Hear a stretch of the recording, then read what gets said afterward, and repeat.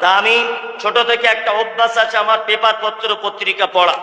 তা মনে মনে ভাবছি যে মমতা ব্যানার্জি কেন বা এত পাগল হলো, ওই বা কেন শুধু মুসলমানদের ভাতা দিচ্ছে, আর বিজেপি কেন বাবার কেস করে দিল, ঘটনা কি?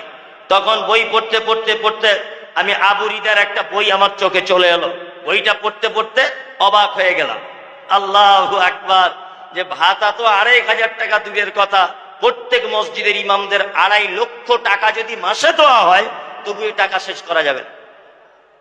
২.৫ লক্ষ টাকা যদি দেওয়া হয় তবুও শেষ করা যাবে না। সারা ভারতবর্ষে মুসলমানদের ওয়াকাফের সম্পত্তি ছিল। আপনাকে সারা ভারতবর্ষেরটা বাদ দেন, সারা ভারতবর্ষেরটা বাদ দেওয়ার পরে শুধুমাত্র পশ্চিম বাংলাতে আপনাদের কত ওয়াকাফের সম্পত্তি আছে এটা আপনাদের জানা নেই। মোবাইলে সার্চ করবেন, আপনাদের রায়গঞ্জ বাস স্ট্যান্ডের পাশে ৩.৫ একর জমি আছে মুসলিমদের ওয়াকাফের সম্পত্তি। রায়গঞ্জ বাস স্ট্যান্ডের পাশে ৩.৫ একর জমি। আমি অনেক তথ্য পড়াশুনো করে বুঝে তবে বলছি, জানি না সেই জমিতে এখন দখল কারা করে আছে। এটা মুসলমানদের সম্পত্তি। শুধু তাই নয়, কলকাতা যে দাদা দিদি প্লেনে করে দিনরাত নামছে, হ্যাঁ কি নাম? নেতাজি সুভাষচন্দ্র বিমানবন্দর, কলকাতা বিমানবন্দর, যেখানে প্লেন নামে ৪১ বিঘা জমি আছে ওয়াকাফের সম্পত্তি। ৪১ বিঘা। শুধু এই নয়, কলকাতা আলিপুর আবহাওয়া দপ্তর যেটা আছে টোটাল মুসলমানদের সম্পত্তিতে আছে। ইস্ট বেঙ্গল ক্লাব মুসলমানদের সম্পত্তির উপরে আছে। মোহনবাগান মুসলমানদের সম্পত্তির উপরে আছে। ইডেন গার্ডেন যেখানে কোটি কোটি টাকার ক্রিকেট ম্যাচ হয় মুসলমানদের সম্পত্তির উপর অবস্থিত রয়েছে। আপনারা জানেন কলকাতা টিপু সুলতান বলে একটা মসজিদ আছে ধর্মতলার পাশে। টিপু সুলতান মসজিদের পাশে যত জমি জায়গা দোকানপাট আছে টোটাল দোকানপাট জমি জায়গা মুসলমানদের। আপনারা জানেন কলকাতায় শহীদ মিনার মুসলমানদের জমির উপরে অবস্থিত রয়েছে। আপনাদেরকে আশ্চর্য হয়ে যাবেন বললে, যেখানে দ্বিতীয় হুগলি সেতুর পাশেই নবান্ন তৈরি করা হয়েছে, মুসলমানদের ওয়াকাফের সম্পত্তি রয়েছে। কলকাতা নাখোদা মসজিদ এবং ওর চতুর্দিকে যত জমি জায়গা রয়েছে সমস্ত জমি জায়গা মুসলমানদের ওয়াকাফের সম্পত্তির উপর অবস্থিত রয়েছে। আপনাকে আরো বললে আশ্চর্য হবেন, আপনি কলকাতা আকাশবাণী যেখান থেকে খবর পাঠ করা হয় মুসলমানদের ওয়াকাফের সম্পত্তিতে অবস্থিত রয়েছে। আরো একটা কথা বলি, কলকাতাকে বলা হয় আপনার টলিউড অর্থাৎ টালিগঞ্জ, যেখানে সিনেমার নায়ক নায়িকারা বসবাস করে, যেখানে সিনেমা পাড়া বলা হয়। এই জায়গাটার আসল নাম হচ্ছে টি আলীগঞ্জ, শর্ট ফরম, ফুল ফরম হচ্ছে তাগের আলীগঞ্জ। ৫৫০ বিঘা আছে জমি মুসলমানদের। সারা পশ্চিম বাংলাতে মুসলমানদের ওয়াকাফের সম্পত্তির আয় হয় ৮,০০০ কোটি টাকা। ৮,০০০ কোটি টাকা। আর মুসলমান ইমাম সাহেবদেরকে দেয় মাত্র ২১০ কোটি টাকা। কোথায় ২১০ কোটি টাকা আর কোথায় ৮,০০০ কোটি টাকা? মানে বুঝতে পারছেন আমাদের টাকা আছে কত? বুঝতে পারছেন কত টাকা আছে পশ্চিম বাংলাতে? আরে এনআরসি করে ভারতবর্ষ থেকে তাড়িয়ে দিতে হবে। আদিনা মসজিদ দখল করে রাম মন্দির করতে হবে। বাবরি মসজিদ ভেঙে দিয়ে রামের মন্দির করতে হবে। মুসলমানগুলোকে বার করে দিতে হবে। বার করে দেওয়ার আগে একবার লেজ তুলে মুসলমানদের ইতিহাসটা জানার চেষ্টা করো। তারপর এটা এই দেশ ভারতবর্ষ কারোর বাপের সম্পত্তি নয়, কারোর বাপের সম্পত্তি নয়। তুমি জানো মুসলমানদের অবদান কত আছে সারা ভারতবর্ষে? ১৯৪৭ সালের আগে ১০০০ বছর যখন আমরা এই দেশে শাসন করেছি, শাসন করার পরে ব্রিটিশ ক্ষমতায় এসেছে ১৮০ থেকে ৯০ বছর, ২০০ বছরের কাছাকাছি ব্রিটিশরা এই দেশ শাসন করেছে। ব্রিটিশদের শাসন ছিল কেমন? গরিব নীল চাষিদের উপরে অতিরিক্ত কর আদায় করা। মুসলমান তার নামের আগে মোহাম্মদ দিলে তার কাছ থেকে জোর করে কর আদায় করা। মুসলমান দাড়ি রাখলে তার ব্যাপারে কর আদায় করা।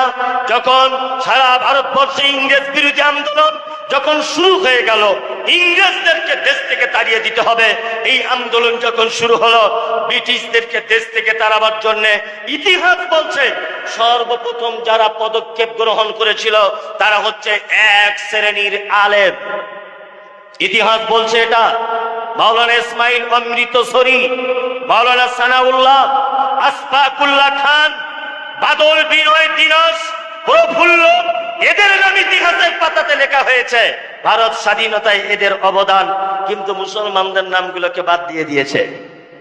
এটা একটা চালাকি, চালাকি নয়, চালাকি।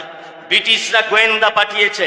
দেখো তো, ভারত থেকে আমাদের তাড়াবার জন্য কারা সব থেকে বেশি আগে বাড়ছে? গোয়েন্দারা রাতের অন্ধকারে চলে এলো, তারা রিপোর্ট পেশ করলো ব্রিটিশ সৈন্যদের কাছে, সেনাদের কাছে, যারা দায়িত্বে আছে তাদের কাছে, যে আপনাদের ভারতবর্ষ থেকে বার করে দেওয়ার সব থেকে বেশি যারা আন্দোলন করছে তারা হচ্ছে আলেম। ইতিহাস আজও পর্যন্ত সাক্ষী। 1947 সালে 13ই আগস্ট রাত্রি 12টার সময়তে দিল্লির চাঁদিনী চক থেকে দিল্লির খায়বার পর্যন্ত ব্রিটিশ তাদের সেনা ঢুকিয়ে দিয়ে এক রাত্রিতে 40,000 আলেমদেরকে মেরে গাছের ডালে টাঙিয়ে দেওয়া হয়েছিল। ভারত স্বাধীনতার প্রথম অবদান 40,000 আলেমের। দেশ ছেড়ে চলে যেতে হবে আর আদিনা মসজিদ ভেঙে মন্দির করতে হবে কেন? সারা ভারতবর্ষে আমরা কি দিতে পারিনি? এমন একটা জায়গা নেই যেখানে মুসলমানদের অবদান নেই। কোন জায়গাতে তুমি দেখাবে? তাজমহল কার? কার? মুসলমানের। ওই আপনার দিল্লির জামে মসজিদ কার? মুসলমানের। কুতুব মিনার কার? মুসলমানের। হাজারদুয়ারি কার? মুসলমানের। সারা ভারতবর্ষের যত ঐতিহ্যবাহী জিনিস, সমস্ত ঐতিহ্যবাহী জিনিস তো আমাদের, আমাদের নয়। আমরা কি দিতে পারিনি? ভালো নায়ক খুঁজছিলে, আমরা সালমান খানকে দিয়েছি, শাহরুখ খানকে পর্যন্ত দিয়েছি। তোমরা টেনিস খেলবে আমাদের সাথে, সানিয়া মির্জাকে পাঠিয়েছি ওখানে। ক্রিকেট প্লেয়ার দেখবে, মোহাম্মদ কাইফকে দিয়েছিলাম, আমরা দিয়েছিলাম আরো অন্যান্য প্লেয়ারকে। হ্যাঁ, জাকির খানকে দিয়েছিলাম ক্রিকেট খেলতে ইন্টারন্যাশনালে। কোন জায়গাতে আমরা পিছিয়ে আছি সেটা তুমি বলো। কবি দরকার, এমন একজন কবি দিয়েছিলাম, তার নাম কাজী নজরুল ইসলাম। তার একটা শব্দ ডিকশনারিতে খুঁজতে তোমার বাপের 14 পুরুষের দাঁত ভেঙে যাবে।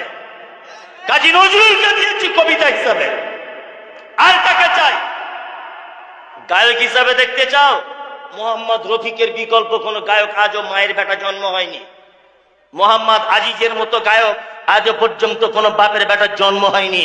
মোহাম্মদ সাবিরের মতো গায়ক আজও পর্যন্ত জন্ম হয়নি। সারা ভারতবর্ষ আমরা কোন জায়গাতে পিছিয়ে আছি বলো, তবেই তো দেশটা ছাড়বো। হ্যাঁ, কোন জায়গা আমাদের নেই বলো? হ্যাঁ, তবে এবার আপনাদেরকে বলছি, এই যত রকমের মসজিদ ভেঙে মন্দির, যত রকমের বিপদ, একটি মাত্র কারণ, দুটি কারণ। কটি কারণ? দুটি। এক, তারাক্তু ফীকুম আমরাইন লাম তাযিল্লু মা তামাসসাকতু বিহিমা কিতাবাল্লাহি ওয়া সুন্নাতে রাসূল। মুহাম্মদ সাল্লাল্লাহু আলাইহি ওয়াসাল্লাম তিনি বলছেন, পৃথিবীতে তোমরা ততদিন পর্যন্ত টিকে থাকতে পারবে যতদিন পর্যন্ত তোমরা দুটো জিনিস আঁকড়ে ধরে থাকবে। কটা? দুটা, কোরআন আর হাদিস। আমরা টিকে আসতে পারি? টিকে থাকতে আছি না? নাই। এই আপনাদেরকে একটা কথা জিজ্ঞেস করি, কথাটা বুঝে ভালো করে উত্তর দিবেন। আমরা সেই মুসলমান আছি আর নাই? আশ্চর্য ব্যাপার, এগুলো দুঃখ লাগে। ওই এ কথা অনেক জায়গায় বলি। মুর্শিদাবাদে কোন একটা জায়গায়, দৌলতাবাদ বলে একটা জায়গায় বাস দুর্ঘটনা হয়েছিল। বাস, জানেন, শীতকালে বাসটা নদীতে পড়ে গিয়েছিল। খবর রেখেছেন তো? খবর রেখেছেন। শীতকালে বাস নদীতে পড়ে যাওয়ার পরে আমি কিছুদিন পর ওই রাস্তা দিয়ে আসছি প্রোগ্রাম করতে। একটা চাচাকে জিজ্ঞাসা করে বলছি, চাচা সত্যি করে বলো তো বাসের ভিতরে মুসলমান কেউ ছিল? তখন চাচা বলছে, আমাদের ক্লাবের ছেলেরা কিছু ছেলেকে উদ্ধার করেছিল, কিছু ছেলেরা। তবে হিন্দু মুসলমান বোঝার জন্য প্যানের চেন খুলে সব ক্লাবের দরজা লাগিয়ে দেখেছে যে কে মুসলমান আর কে হিন্দু। তা বর্তমানে মুসলমানরা মার খাবে না? হ্যাঁ, ঠিক করছে। মার তো এমনি খেতে হবে। তুমি আর মুসলমান আছো, তোমাকে এখন চিনতে গেলে চেন খুলে দেখতে হবে যে তুমি মুসলমান আছো কিনা, তাই না? যে একটা কথা বলি, আমি একটা বাড়িতে কুকুর পুষেছি, কুকুর, প্রতিদিন তাকে বিরিয়ানি খাওয়াই। এখন এই কুকুরটা যদি ভুল করে কোনোদিন আপনার বাড়িতে যদি ঢুকে যায়, আচ্ছা বলুন তো, আপনি বিরিয়ানি দেবেন না ঝাঁটার বাড়ি চালাবেন? ঝাঁটার বাড়ি, তাই না? তার মানে বোঝা যাচ্ছে ঘর ভুল করলে মায়ের কি খেতে হয়, দরজা ভুল করলে মায়ের খেতে হয়। তাহলে আমাদের দরজা ভুল হচ্ছে কি হচ্ছে না? বলবো দরজা ভুল। ঈদের আগে চুল কেটে এসেছে একটা চ্যাংড়া ছেলে, যুবক ছেলে, তা এইরকম কাঁচি চালিয়েছে আর এইরকম চালিয়েছে।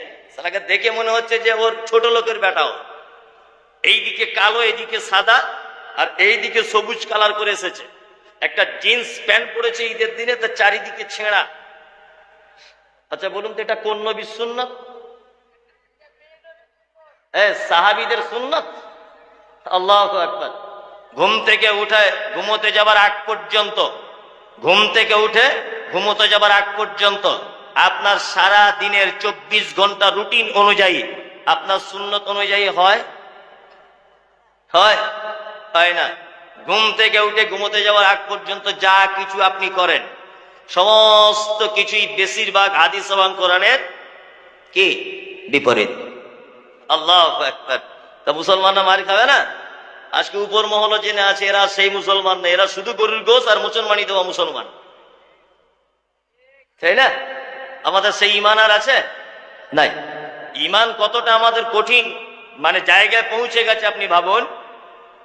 বইয়ের ছেলে হয় না, মাজারে গিয়ে সেজদা দিচ্ছে। তো এরা মারি খাবে না, তা আর অন্য কেউ মারি খাবে? হ্যাঁ, এরা তো এমনিতেই মার খাবে। আল্লাহু আকবার।